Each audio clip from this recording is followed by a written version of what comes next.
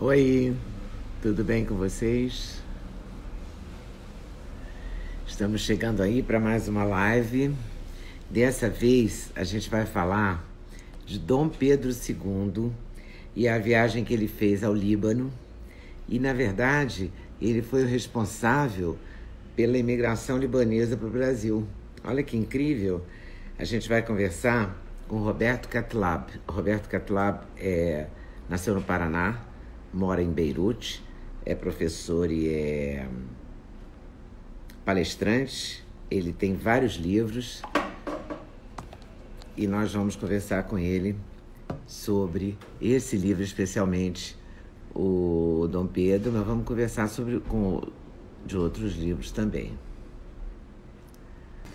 O Roberto Catlab, ele tem esse livro de Dom Pedro, é muito interessante.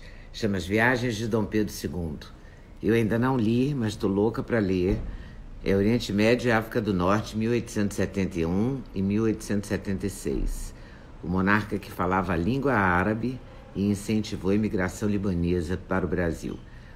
O Roberto tem outros livros, tem um livro sobre o Líbano, que é uma maravilha, tem Árabes Cristãos, que é outro livro, e tem esse livro sobre o Líbano, que é imprescindível para quem quer ir ao Líbano. Aliás, quem quiser ir ao Líbano deve ir, porque é lindo.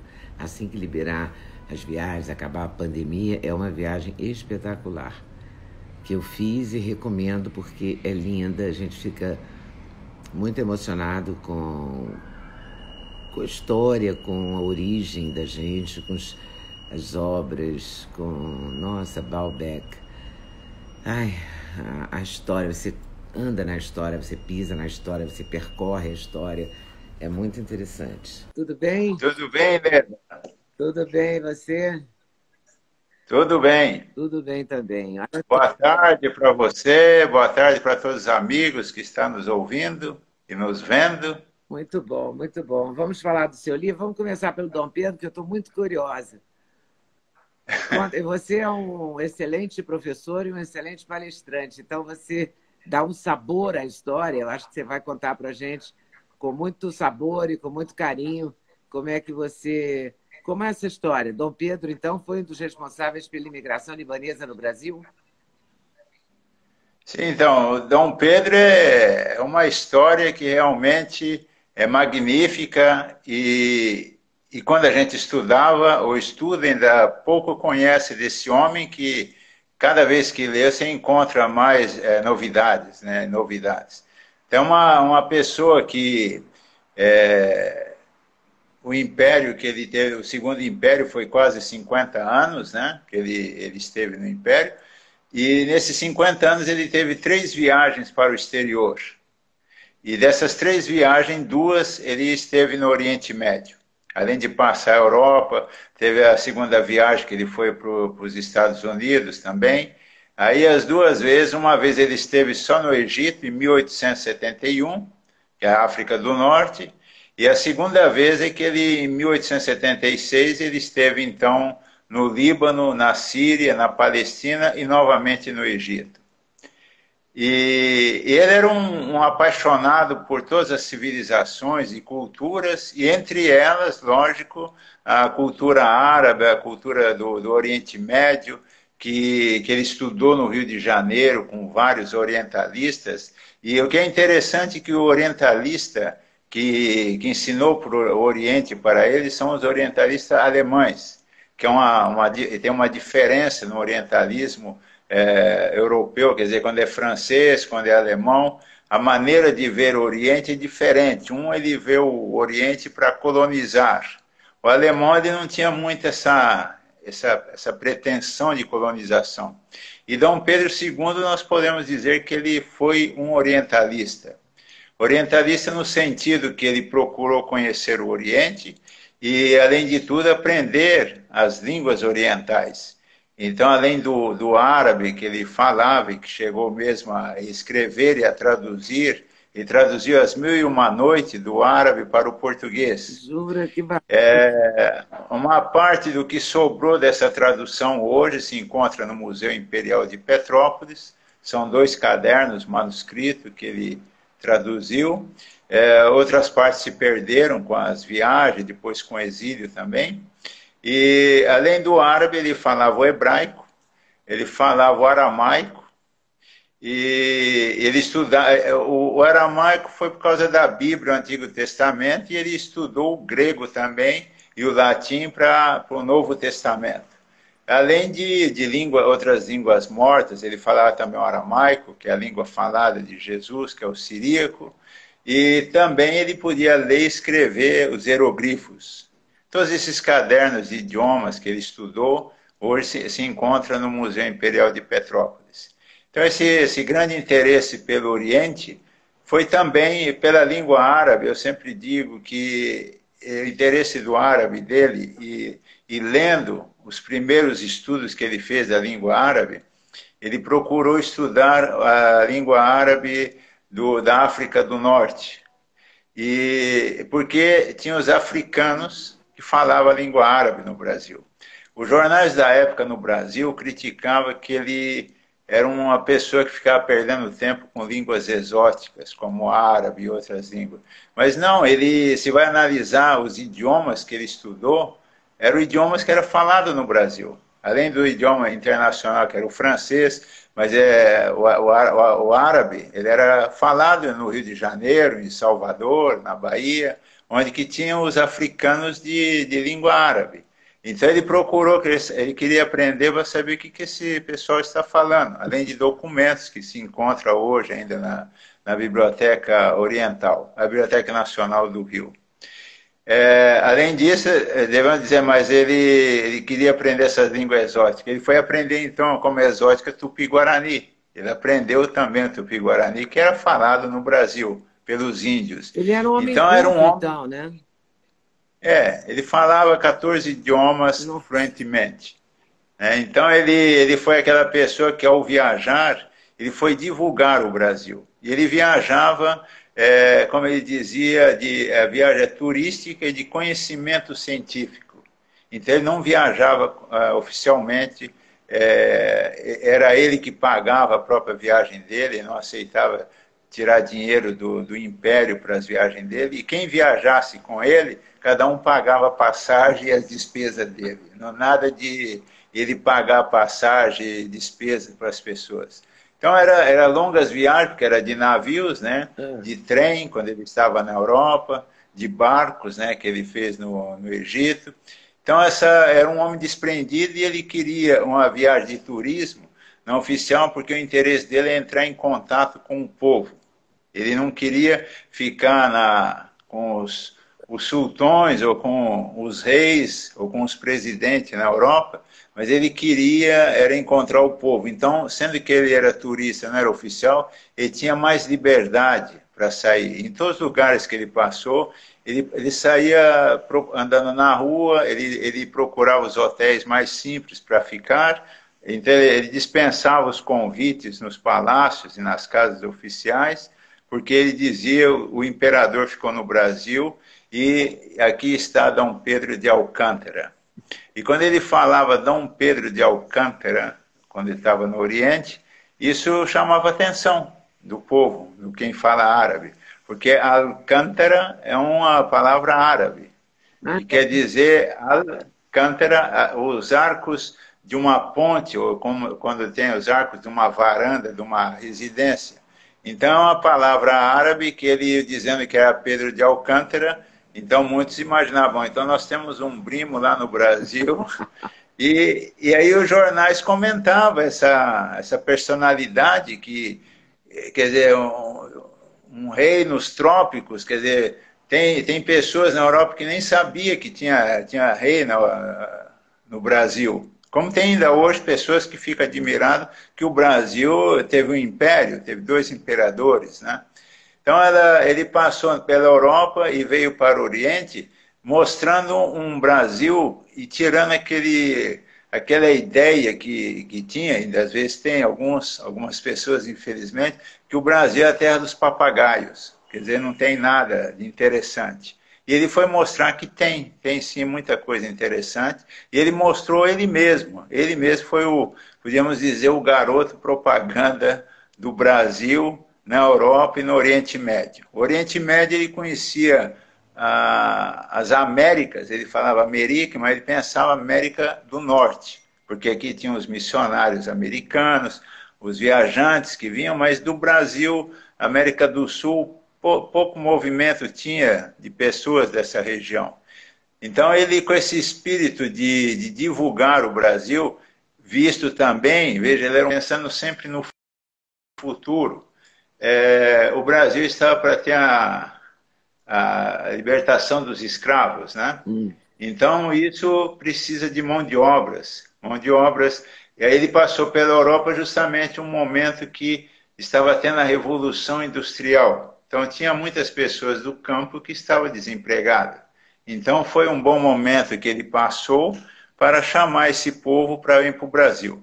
E se vamos verificar na história, a grande imigração de europeus, de italianos, alemães, foi a partir dos anos 1870. Foi quando ele, então, passou pela Europa, mostrando, assim, um Brasil e prometendo que teria futuro nessa região. Ele veio para o Oriente. Ele chegou no Líbano em 11 de novembro de 1876. E ele, chegando pelo mar, ele escreveu uma frase. Ele escreveu uma carta uma frase muito significativa para um amigo dele, diplomata, que é o Joseph Gobineau. Ele escreveu: hoje começa um novo mundo. O Líbano abre-se diante de mim com suas montanhas nevadas, né, como convém a uma terra, uma sentinela da Terra Santa. Ele escreveu uma carta em francês para o amigo dele, que é mostrando justamente isso, o Líbano, que também impressiona, porque as pessoas imaginam Líbano, o deserto, porque se fala muito de deserto na região. Tudo em volta do Líbano é deserto, mas o Líbano ele é um grande oásis, né? Ele tem montanhas, ele tem as 4 estações. No inverno, quando ele passou aqui, era mês de novembro, já era o início do inverno no Oriente. Então ele comenta sobre isso, e chegando em Beirute, ele já desceu do navio, e já estava lá com a fanfarra esperando por ele já dispensou a fanfarra do Império Otomano, porque ele disse: eu não vim oficialmente, e ele já foi direto andar na rua, ele desceu do navio e já foi andar na rua, no souk, né, no mercado, foi entrar em igrejas, conhecer mesquitas, e ele já começou a procurar o que ele sempre procurou, tanto na Europa, nos Estados Unidos, visitar escolas. Ele tinha muita preocupação com a educação, saber quais são os avanços, quais são os métodos, com a escola Dom Pedro II, no Rio de Janeiro. Então ele queria sempre ter um progresso grande. Então nessa procura de escolas, ele visitou várias escolas em Beirute, ele visitou o Colégio Protestante Sírio, que hoje é a Universidade Americana de Beirute. Ele visitou um colégio de freiras de Nazaré, e ele, além disso, ele doava, ele fazia doações para essas escolas, para os órfãos, as crianças pobres, e essas doações eram do dinheiro dele, quer dizer, do bolso dele, não era do império. Então, ele tinha esse lado de caridade e querer ajudar as pessoas a progredir. E os jornais da época, nesse momento, quando eu escrevi o livro, o livro meu é baseado no diário de Dom Pedro II. Esse diário que ele escrevia dia por dia, são cadernetas, né? E elas são conservadas no Museu Imperial de Petrópolis, os originais manuscritos. Então eu tive acesso, com a aprovação do Museu Imperial de Petrópolis, e em troca eu, na pesquisa, encontrei documentos, encontrei jornais da época que eu pesquisei, e essas cópias hoje elas estão no Museu Imperial também, com a tradução do árabe para o português. E isso é justamente esses jornais que eu publiquei no meu livro, que são jornais árabes, que falam sobre o Brasil, que falam sobre o Império, que falam sobre Dom Pedro I, Dom Pedro II, fala dos rios, das florestas, das riquezas do Brasil, ouro, diamante, e o povo. Então foi uma divulgação nos jornais em árabe. Onde você encontrou esses jornais? Aí em Beirute? Em Beirute. Encontrei em Beirute, na Síria, com o diário dele, eu percorri os caminhos que ele fez, uma parte do caminho, né? E aí eu fui procurando os documentos da época.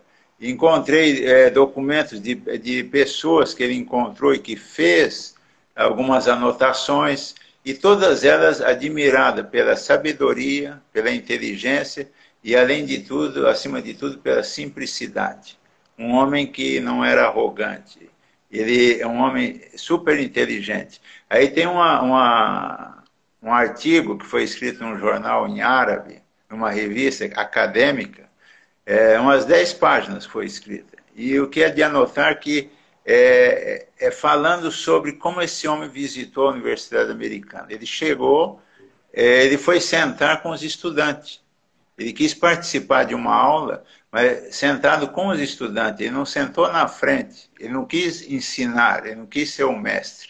E depois da aula, isso foi o que escreveu o artigo, que era um estudante na época, que fala o que ele viu. Aí, quando terminou a aula, ele foi falar com o professor, e aí ele perguntou para o professor que livros vocês usam para o ensino da matemática.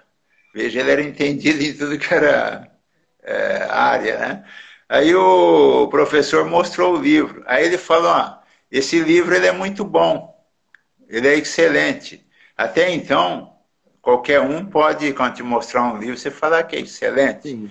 Mas o que deixou admirado, que em seguida ele falou, ele é melhor que este. Ele citou uns 10 livros de matemática, que aí então o professor ficou admirado. Não, mas realmente ele sabe que esse livro é o melhor, porque ele citou os outros livros da mesma matéria. Então aí que está. Então, isso ele fez que as pessoas ficassem sempre muito admiradas e da simplicidade dele. Isso foi que atraiu os libaneses na época de descobrir esse novo país, de ter um rei que eles não conheciam, mas que demonstrou assim uma harmonia muito grande com os árabes, pelo fato de ele ter estudado a língua árabe e pelo fato de ele conhecer a cultura. E quando ele falava com as pessoas, e veja que na Biblioteca Nacional tem alguns livros em árabe, eu encontrei esses livros na biblioteca e cito no meu livro também, são livros autografados pelos autores. Ele encontrou para um bispo, para ele. Tem o bispo de Beirute, que fundou, que hoje é uma universidade de direito. Ele foi visitar esse bispo, tiveram uma longa conversa, e o bispo deu um livro para ele, a autoria dele, autografado, esse livro autografado, encontra-se na Biblioteca Nacional do Rio de Janeiro. Então, eram pessoas que, depois de uma longa conversa, eles ficavam admirados e davam os livros para ele com autógrafo e sempre colocando admiração pelo interesse que ele tem por todas as áreas que ele encontrou e pela inteligência, pela conversa que ele tinha com cada uma dessas pessoas. E isso no Oriente é muito comum, é o tal de eu ouvi falar, então aqueles que não sabiam ler o jornal em árabe, tem muitas pessoas que não lêem, os camponeses, mas eles ouviram. Então nós temos história no Brasil de famílias que dizem, meu avô veio, meu bisavô veio, porque ele ouviu que tinha um imperador que falava árabe no Brasil. Então tem essas histórias. Ele não chegou, a tradição oral fala que ele convidou os libaneses para ir para o Brasil, os árabes, os sírios também. Não tem isso por escrito. Isso é uma tradição oral. Isso é uma tradição Agora, oral. O que tem escrito foi no diário dele. Ele estava em Damasco, andando na rua, e ele anotou no diário dele que ele ouviu pessoas, porque estava tendo conflitos, né? E já teve um massacre entre cristãos e drusos aqui em 1860. Então ele anotou isso no diário dele, que ouviu pessoas dizerem que querem migrar para o Brasil. Então veja que ele ouve em plena rua de Damasco em árabe. E ele entendeu porque ele escreveu em português no diário dele que ele ouviu isso na rua. Então foi o que realmente nós temos como documento que houve uma divulgação e as pessoas se interessaram pelo Brasil, foi essa presença dele física e de contato com o povo, e também os jornais e revistas da época que escreveu sobre ele. E as visitas que ele fez a colégios, onde ele encontrou estudantes jovens que estavam em busca de uma nova vida. E ele atraiu essa comunidade árabe para o Brasil, que podemos ver que a partir de 1880 existe a grande imigração. Então, veja, a grande imigração 1880 foi quando foi famílias, grupos inteiros de árabes, mas não podemos negar que antes de 1880 já tinha árabes no Brasil. Nós temos documentos da presença de famílias árabes já a partir de 1850. 1850, que eram algumas famílias, não era uma comunidade. Mas a partir de 1880, quer dizer, 4 anos depois que ele passou pelo Líbano e pela Síria, então foi a grande migração. E aí outra novidade que eu sempre procuro mostrar, é que o Brasil, em 1858, ele assinou um tratado de amizade, comércio e navegação com o Império Otomano. Porque o Brasil ele estava em busca do comércio. Era a época do café, da agroexportação do Brasil, que é o que nós estamos agora, a nossa riqueza atualmente no Brasil, o agronegócio, a agroexportação. Veja que naquela época, 1850, era a agroexportação e o produto principal era o café. E os turcos, o Império Otomano tinha muito interesse pelo café. Foi por isso que ele assinou esse tratado, para comercializar com os turcos. Então, quando ele veio visitar, ele tendo um passaporte brasileiro, ele podia entrar em todo o Império Otomano, porque no tratado tem cláusulas que diz que é aberta as portas quem tem o passaporte, e assim o turco também, do Império Otomano, com passaporte otomano, ele pode entrar no Brasil, e a novidade é que nesse tratado ele pode entrar livremente, ele pode trabalhar, ele pode comercializar, abrir comércio e circular em todo o território. Aí veja que os primeiros libaneses e sírios que chegaram no Brasil, eles chegaram com passaporte otomano turco. Por isso que muitos são chamados de turcos, porque não existiu o passaporte libanês. Mas os turcos não gostam disso, não. Eu conheci turcas que não gostam nem um pouco quando fala somos todos turcos. Não, nós somos descendentes dos mongóis. Elas fazem a diferenciação, né? Se orgulham disso. Também. Então, no momento, lá no contexto, mas a esse passaporte então é essa, quer dizer, a minha avó era chamada de turca porque ela veio com passaporte libanês e aí pertencia no Império Otomano e tal, podia entrar. Com passaporte otomano ela podia... das pessoas, né?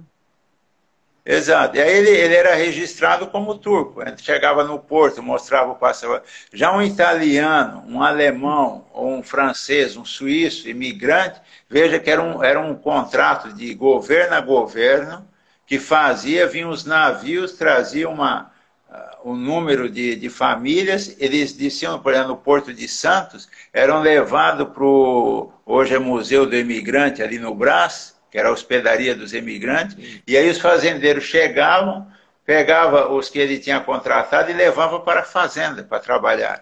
Agora o libanês diferente, ele chegava com passaporte otomano, não tinha contrato de governo, mas o passaporte dava liberdade de ele entrar. E ele não era levado para lugar nenhum, ele poderia circular onde ele quisesse. E foi justamente uma visão de Dom Pedro, que os imigrantes que vão vir da Europa para trabalhar no café, na cana-de-açúcar, que é na agricultura, ele chegou no Oriente, ele viu que o Oriente não tem essa grande agricultura. A agricultura do Oriente, somente no Líbano e na Síria, é uma agricultura mais de subsistência. Então, o árabe não está acostumado a trabalhar com café, cana-de-açúcar, algodão, na época. Mas ele observou que o Brasil é um grande território e que ele vai precisar desse povo para trabalhar nas grandes plantações. Mas ele precisa também de um povo que faz circular essa mercadoria. E foi ali o grande pensamento dele, e foi justamente os árabes, porque os árabes, ele é aquele espírito dos fenícios, dos beduínos, das caravanas, de ficar de um lado para outro, fazer a troca de mercadoria, e ele, pelo estudo dele, ele sabia que esse era o caráter do árabe, de circular. Então ele colocou justamente, ele levou um povo que entrou no Brasil e começou a circular, e foi justamente o mascate. Então você encontrar o mascate no Acre, final do século XIX, imagine lá no Acre, no Manaus já tinha libanês, e no Sul. Então, no Brasil inteiro, é aquele movimento. E então, ele ia da cidade para o interior, do interior para a cidade, levando produtos e cultura também. Então, não era somente... E as novidades que tinha na cidade. Então, a história do mascate é uma história que é marcante e que ela faz parte da história do Brasil, porque eles podem ser considerados como um tipo de bandeirantes, né? Eles chegavam em... É como diziam os primeiros libaneses. Ele pegava um trem até onde que terminava a linha. A partir de quando terminava a linha, descia com a mala e continuava vendendo. Então, quer dizer, ele desbravava o Brasil junto com os bandeirantes, junto com os brasileiros. E levando o comércio, levando essa forma de comércio, que até hoje nós sabemos as famosas ruas no Brasil, que tem no Rio, no São Paulo, tem ali a 25 de março, no Rio tem Saara e outras ruas em outros lugares. Então, quer dizer, eles marcaram a história do Brasil e podemos dizer que Dom Pedro II ele foi o pioneiro das relações do Brasil com o Oriente Médio, com o mundo árabe, com o Império Otomano da época. E ele, então, foi esse primeiro que fez essas relações e que deu certo. Deu certo porque os libaneses, os árabes, os sírios, né, que foram para o Brasil, eles participaram da construção do Brasil, da identidade brasileira, porque muitos eles foram naquilo de ganhar dinheiro, era o comerciante, de voltar para o Líbano. Só que o Brasil ganhou o coração deles. E aí foi difícil, foi voltar. E aí eles não voltando, eles trabalharam duro para ganhar dinheiro e educar os filhos. Veja que os árabes sempre têm um espírito de levar o filho a estudar, a educação. Então, muitos eles trabalharam dia e noite, carregando mala, né? É o que diz, eles chegaram com uma mala cheia de sonhos, né? De esperança, e realmente aí vieram os filhos. Veja que eles colocavam sempre nos melhores colégios do Brasil, em São Paulo. Você vê que se pega lá uma lista do Mackenzie, você vai encontrar muitos nomes de árabes que estão como estudantes, e principalmente medicina no início. Depois da medicina, eles começaram a entrar no direito, porque já começaram a fazer parte dessa sociedade. A primeira, a segunda geração, ele já diz assim, eu sou brasileiro de origem árabe. Ele já não fala que ele é árabe, mas ele guarda a tradição e ele guarda essa raiz dele. Então, é uma comunidade que se adaptou. Ela trabalhou para construir, veja que os libaneses, eu falo dos libaneses, mas os árabes em geral, que estão no Brasil, principalmente os libaneses, os sírios e os palestinos, são as três grandes comunidades.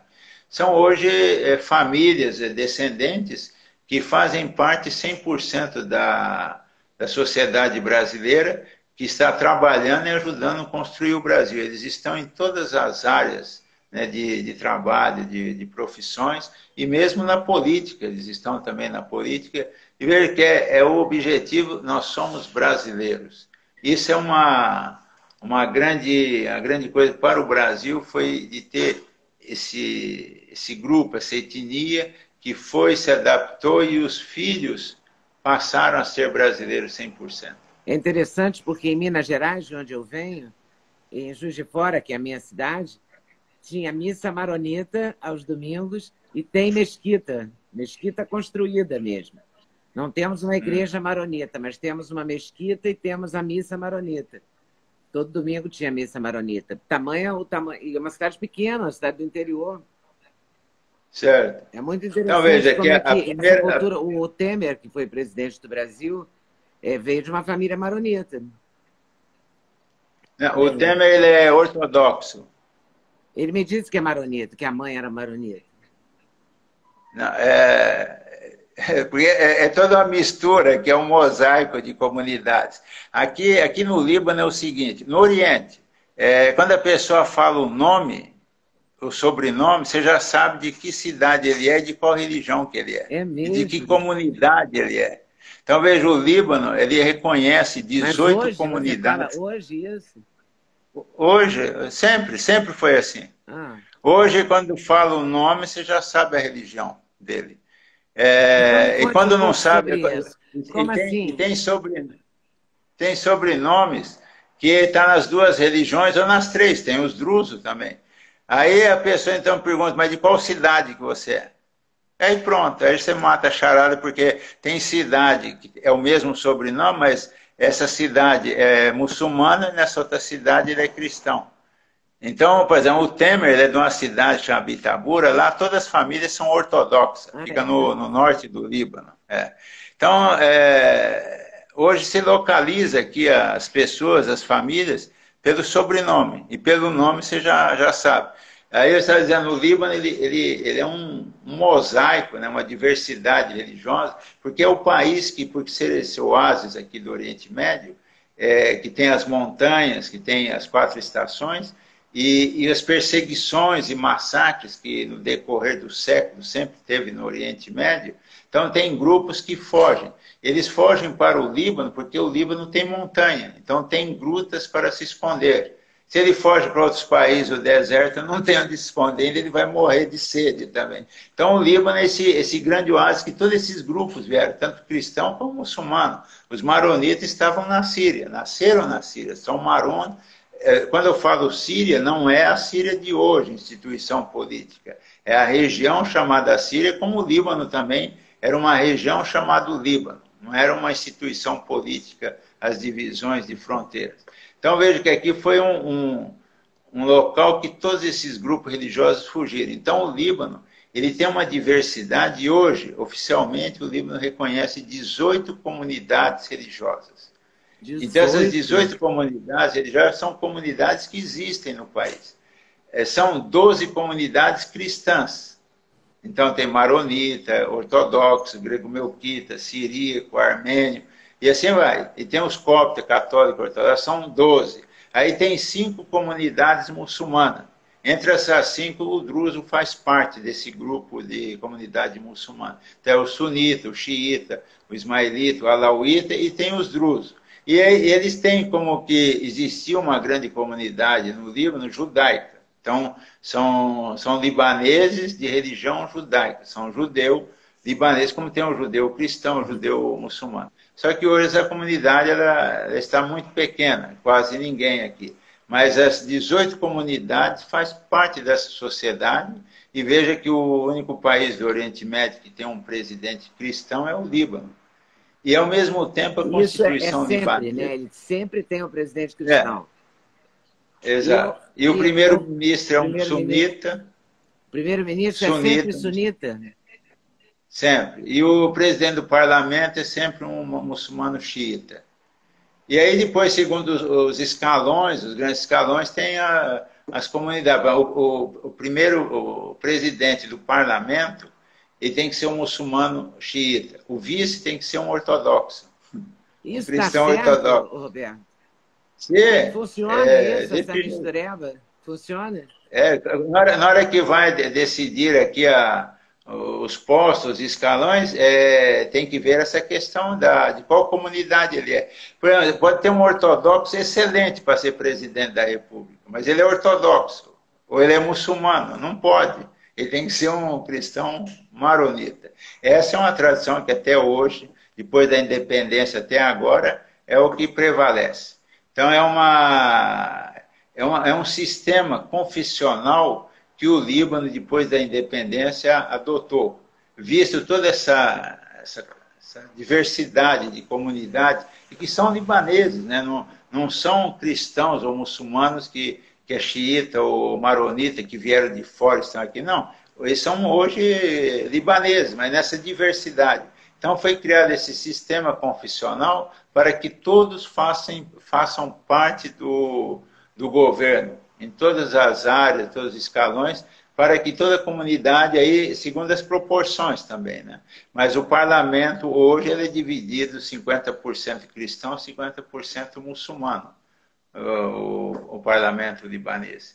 Então, é toda uma diversidade, e aí voltamos a Dom Pedro. Ele conhecia toda essa diversidade, porque ele escreve no diário dele, e ele procurou pessoas aqui e lá no Brasil também, que era dessas religiões. Ele era um conhecedor do Alcorão, ele chegou a traduzir alguns textos do Alcorão, e ele procurava saber sobre a religião muçulmana. Ele procurou ler e saber e ter informações sobre os drusos. Tem documentos que ele recebeu, e que hoje se encontra na Biblioteca Nacional, são documentos sobre o Líbano e sobre a comunidade drusa. Veja que é uma comunidade que até hoje é pequena. Esse homem sai lá do Brasil e vem querer conhecer que comunidade que é essa. Então, para ver que o conhecimento dele não era um Oriente superficial. Ele sabia todas as divisões, todas essas comunidades, a importância que cada uma tem dentro dessa sociedade oriental. E aí foi que tudo isso que tem hoje aqui no Oriente, podemos dizer que todas essas comunidades foram para o Brasil. Então, hoje no Brasil, nós temos todas as comunidades cristãs, praticamente todas, temos as comunidades muçulmanas, temos os drusos, que hoje são os descendentes que os pais, os avós emigraram e que, vistas as dificuldades, como você disse, você está numa cidade, hoje dificilmente vai ter uma igreja maronita, as distâncias, mas no Brasil sabemos que existe o bispo maronita, existe o bispo ortodoxo, existe o bispo grego melquita católico, hoje existe os sheiks. Então, existem essas comunidades e as pessoas que são de origem, ela tem a oportunidade, se tem interesse, de procurar essas denominações, essas igrejas ou mesquitas para conhecer as suas raízes. E a convivência no Líbano é harmoniosa?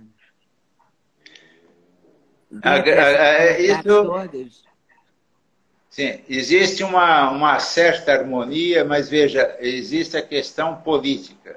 Quando existe entre a política em qualquer parte, existem as divisões, os interesses, as ganâncias. Isso acontece, por isso que nós dissemos que durante todos os séculos, e que teve a grande imigração, foi justamente por causa de perseguições, de massacres que teve entre uma comunidade e outra.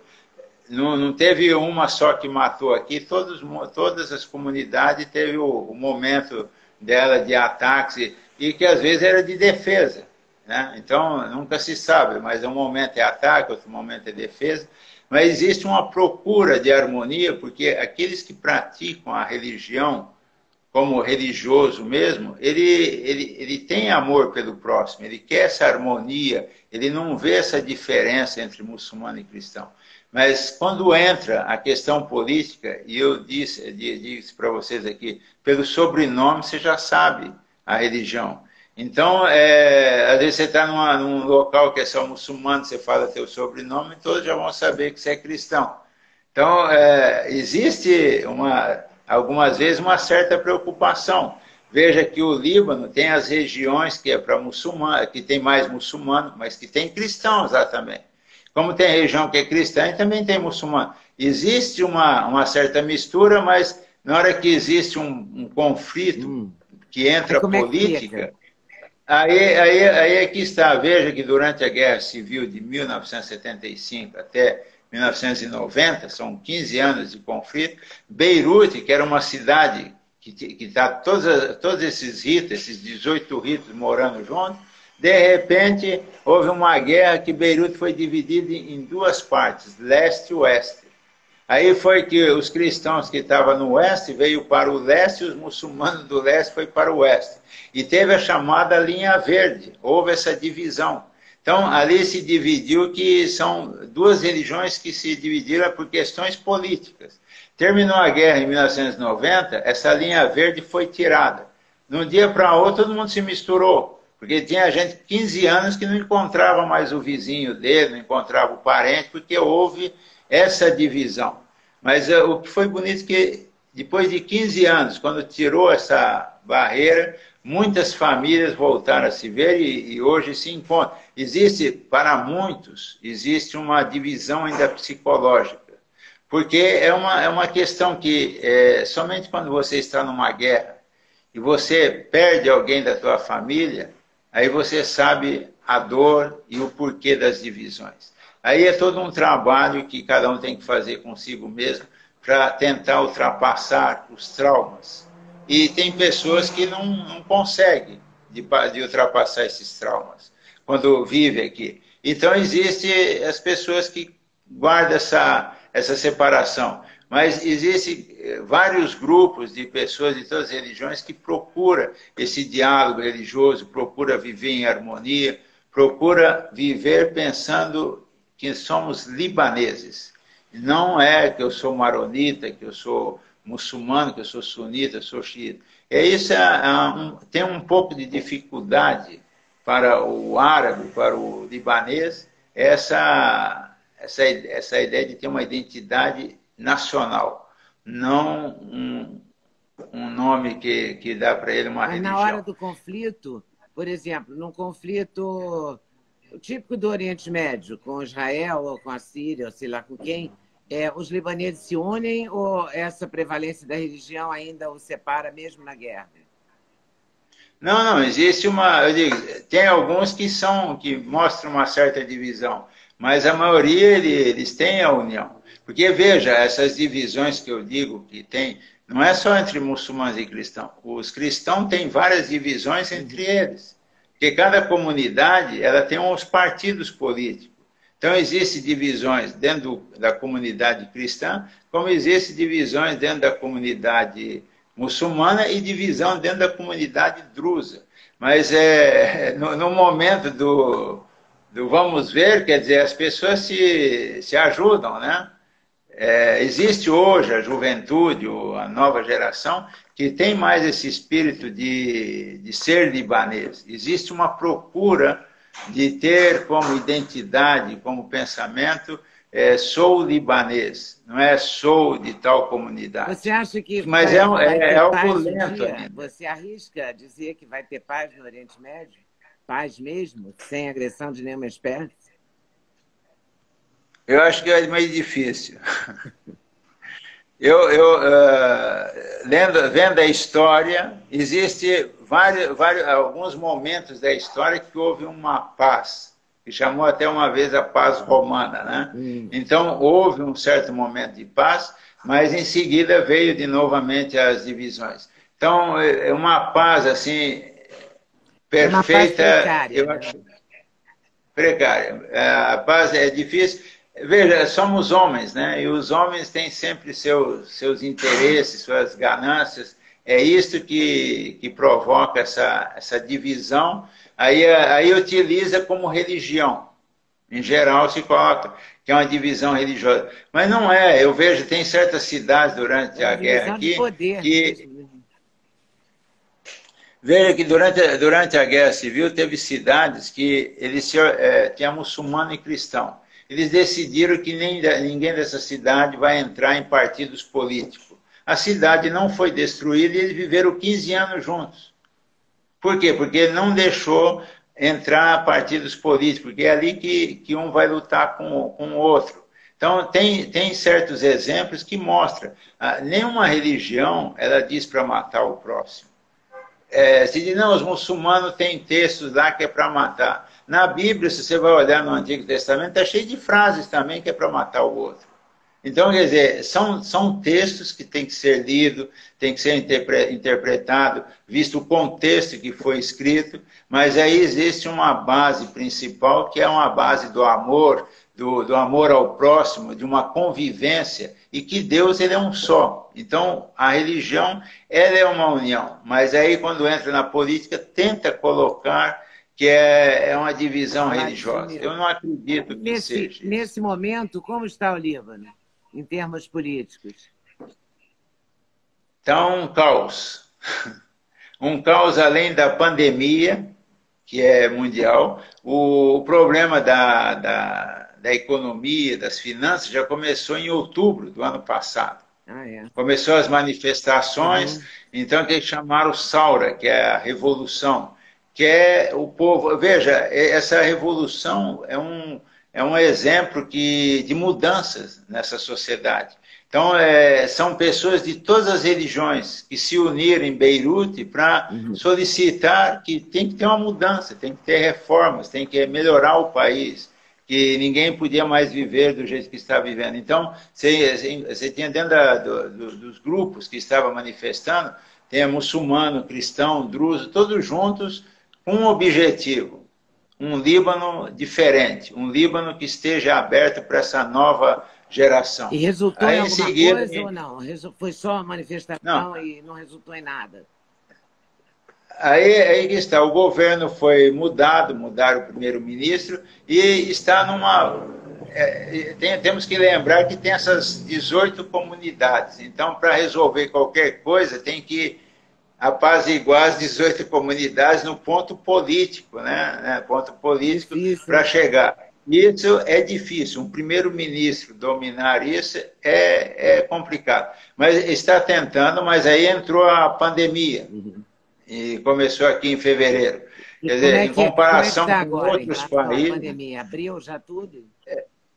Não, está abrindo aos poucos, com todos esses cuidados, distanciamento e tudo, mas o aeroporto abriu agora 1º de julho desse mês, foi aberto, e o pessoal está trabalhando.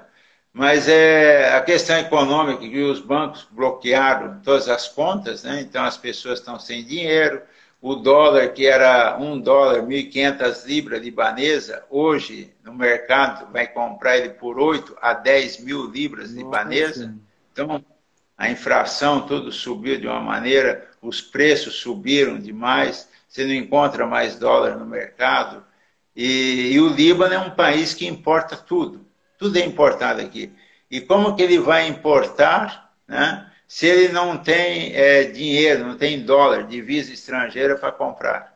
Então, houve casos de hospitais no início desse problema econômico que começaram a fechar, ou então não receber mais doentes, porque ele não tinha mais medicamentos, ele não tinha mais o que era necessário para atender um doente, porque ele tem que comprar, ele tem que comprar em dólar, e os bancos aqui bloquearam tudo. Então, ali foi uma crise enorme. Os bancos bloquearam antes da pandemia ou durante a pandemia? Já em outubro. Quando começou a revolução, quando começou as manifestações em outubro, já em novembro foi fechado. Então, todos, você imagina as pessoas que tinham dinheiro. Fechou algum tempo, está aberto hoje, mas as contas estão bloqueadas. Então, as pessoas que tinham a conta em dólar, ele não pode mais retirar o dólar. E como é que a pessoa está Então, veja que aqui eram as duas moedas que você tinha no banco a conta em dólar e libra libanesa, normal. Você ia na caixa eletrônica, você podia ter a opção, você tinha a opção de escolher dólar ou libra libanesa. Muitas pessoas fizeram as contas e guardavam o dinheiro em dólar. E muitas vezes, pessoas que se aposentaram e colocaram o dinheiro lá para render os juros e eles sobreviveram.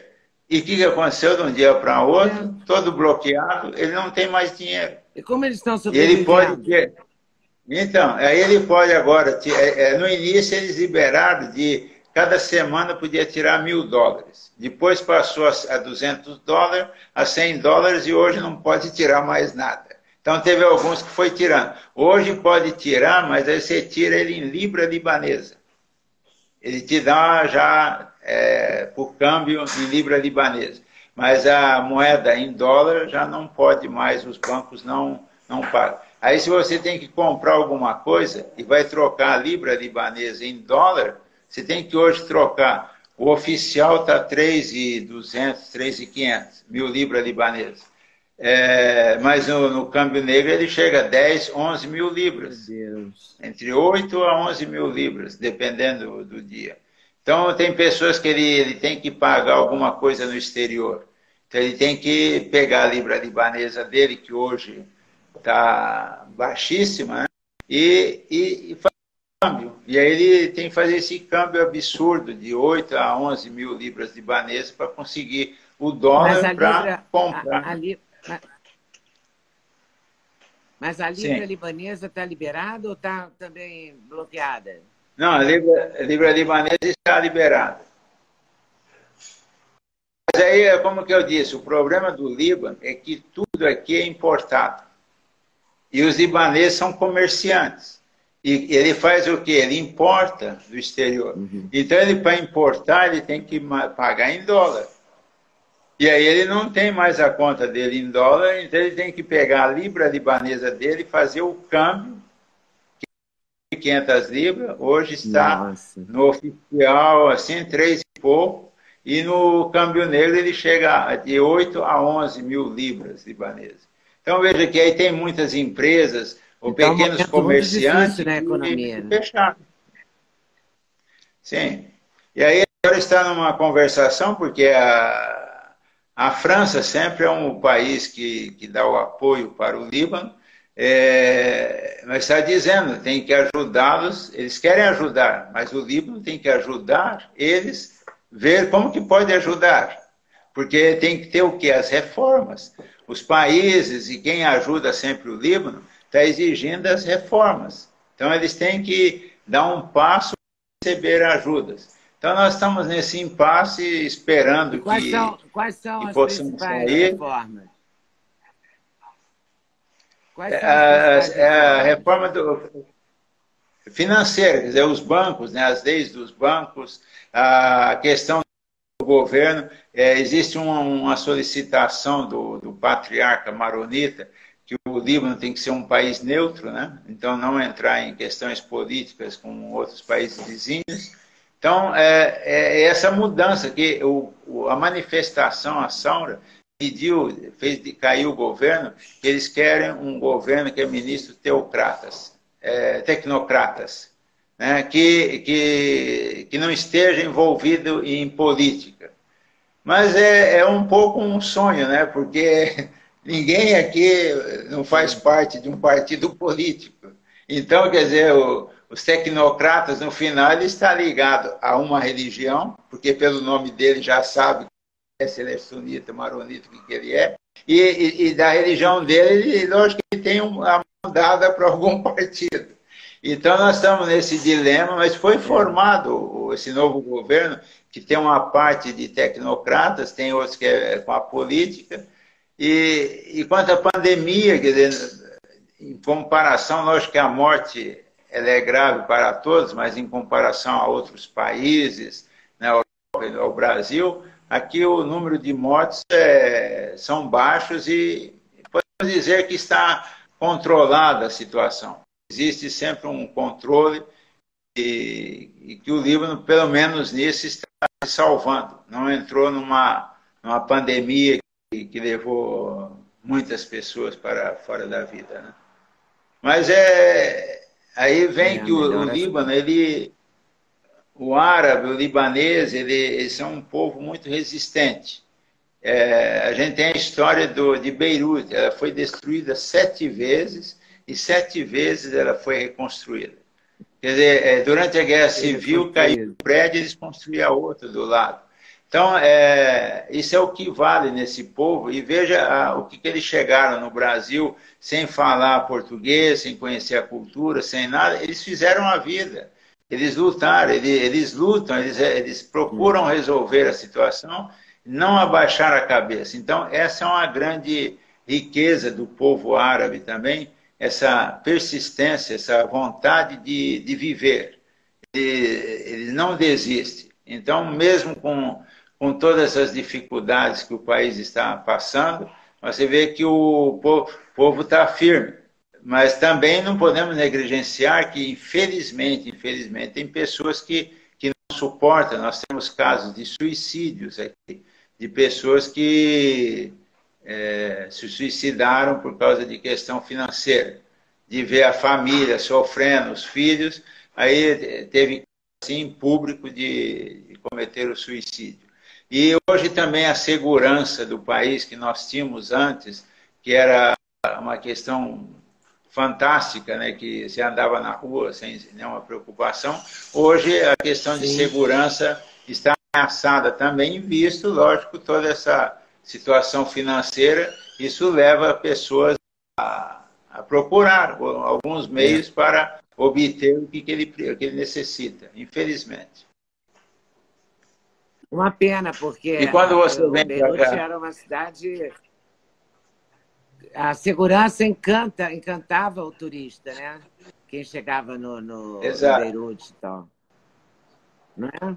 Naquela Exato. baía ali podia andar a Mas pé, de toda noite. essa insegurança é sempre por causa de problemas financeiros, né? Pessoas que procuram um meio para sobreviver. Então, essa Bom, atualmente a Roberto, situação do Líbano. a gente, a gente tem que acabar, porque tem hora para acabar, mas eu É, quero deixar uma dica também do livro do Líbano. E o Roberto tem um livro sobre o Líbano que é detalhadíssimo, que é fundamental para se conhecer o Líbano. E que está à venda aqui no exato. Brasil também, né? Sim. Então Você tá, tem Roberto. Então, muito livraria. obrigada.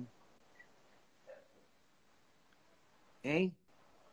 Você tem na tua livraria, né? Livraria da Leda. Pois é, espero que já tenha na livraria.ledanag.com.br. Tomara que tenha, porque é um livro maravilhoso. E o Dom Pedro também. Muito obrigada, Roberto Catulab. Foi um Eu que prazer. agradeço. Prazer, um grande abraço para você, Leda. Um grande abraço para você. Tchau.